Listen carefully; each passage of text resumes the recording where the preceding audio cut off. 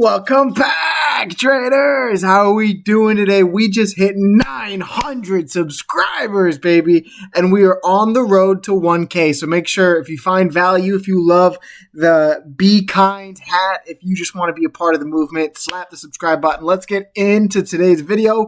We're going to be going over some of the short updates based on yesterday's video, talking about what is going to be the most important news that you will see next week that could affect the stock market, with the first one being FOMC. In case you don't know what FOMC is, it's Federal Open Market Committee, or the Speaker of the Fed, Jerome Powell, speaks on the 29th, and we should get the date on the 28th. He speaks on the 29th, in which he's going to be what they call dovish, that's bullish, or hawkish, that's bearish, on the market. And he'll give a statement on what the Fed's decision was in regards to rate cuts. And why this is so big, ladies and gentlemen, is because you have been seeing the labor market weaken particularly. And in your last inflation report, it came back cooler than expected. Those are two things that are bullish for a rate cut going into this meeting. And just to be clear, that's on Wednesday. So I would not be surprised. In fact, I would kind of expect Monday, Tuesday to be a little bit flatter as the market hesitates. Excuse me, Monday, Tuesday here. As the market hesitates going into Wednesday's trading week. And I would anticipate for this trading week to be absolutely insane.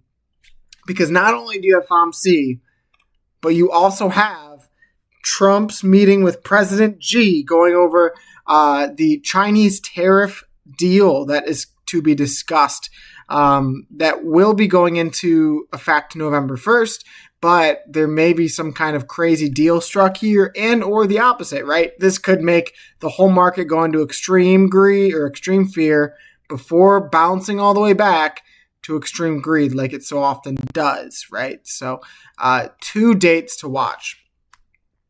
29th, very next day, the 30th. It's going to be insane for the trading week.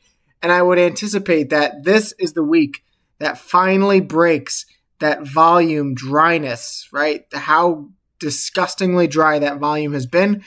And hopefully, if all goes well, finally breaks you out of your consolidation on NEO, on GameStop,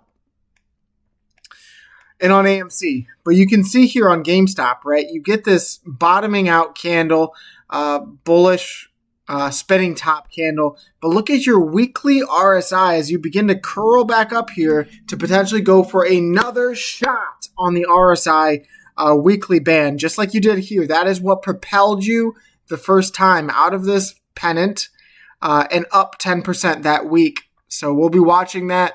And then NEO on the daily time frame, not quite as strong as the weekly, but the daily time frame on NEO, this will be fascinating because you have price beginning to arch up as the RSI band continues to make its way down. So I would anticipate a smaller but more soon pop in the NEO price action as soon as Tuesday or Wednesday. As you can see, this is going to meet at some point. And I'll give you an example. The last time you crossed, that was a good cross. You saw a hammer candle. Oh God, my computer's tweaking.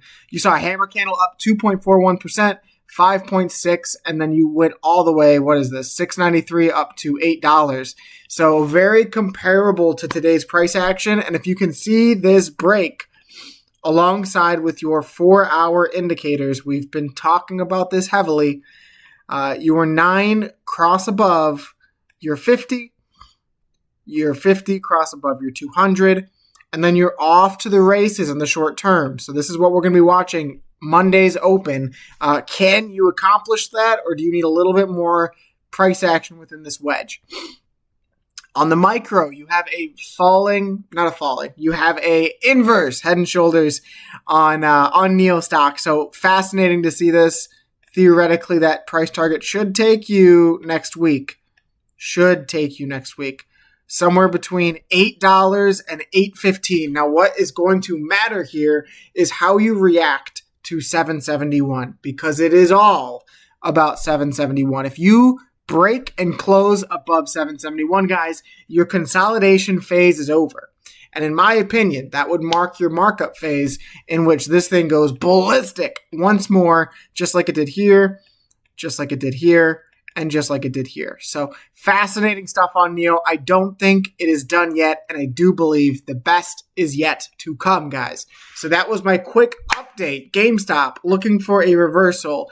Big news coming on Wednesday and Thursday of next week. So I anticipate a very volatile week for all assets. You can see Bitcoin even. What do I have Bitcoin?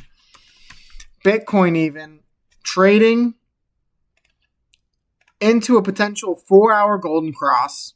You see your 50 sloping up, your 200 sloping down. And on the daily, look at how close you are to getting that daily MACD cross, which last time that it happened and occurred, you went all the way from 108 to 126, marking a new all-time high in Bitcoin. So not saying that it's going to happen again, right? But history often rhymes. And I think once you see the air clear up a little bit with the tariffs, with China, with Fed and rate cuts, right? Inflation, I think you're going to see a lot of these risk-on assets begin to take a tear out of the stratosphere. So fascinating stuff, guys. I will be posting every single day, twice a day next week. So make sure to slap the subscribe button. And once more, thank you all for the 900 subs. Let's continue this steamrolling train. And God bless each and every single one of your families, guys. Much love and peace. Thank you, guys. Woo!